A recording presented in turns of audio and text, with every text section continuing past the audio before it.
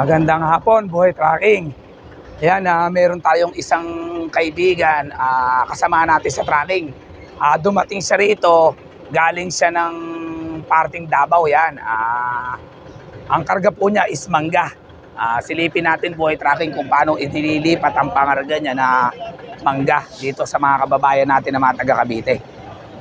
Yan, silipin natin, Buhay Trucking. Itinatransfer po ang mangga dito sa mga kababayan dito sa Carmona, Cavite.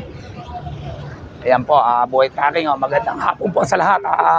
Shout out po sa driver at helper na mabait. Ayan, pinayagan po tayo na masilip ang kanilang pangarga.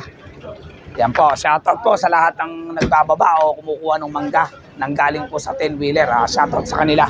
Isang magandang hapon, binabati kayo ni Buhay Trucking.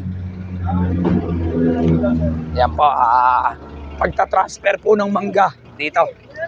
Nanggaling po ng Davao, konting kaalaman po, isa sa napakatamis po ng mangga na nanggagaling dyan sa party po ng Davao, Buhay Trucking. Yan, shoutout po sa kanila, binabati po natin sila boss sa lahat po. Yan, shoutout po kay Buhay Trucking. Yan, ito po, ipapakita ko po sa inyo, yan po yung mga mangga na ibinababa nila, sir. Yan, shoutout kila sir. Yan po ang mangga, galing po ng Davao yan. Yan, ganyan po karami ang mangga, Buhay Trucking. Yan po ang pangarga nila. Yan, shoutout sa kanila.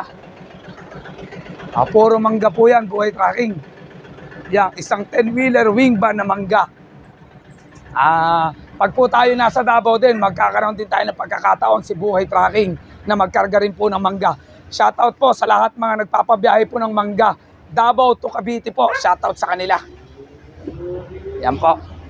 Puro mangga po yan, Buhay Trucking. Shoutout po sa mga taga Davao. Yan. Facebook at YouTube, meron po tayo, bossing. Yan.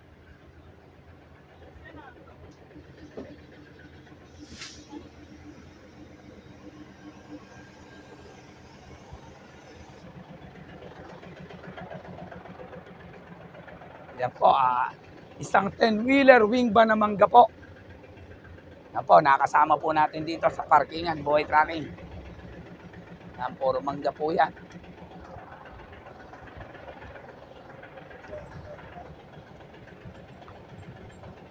Madami pong mangga yan. Dito po nila inililipat. Yan. Madami pong mangga.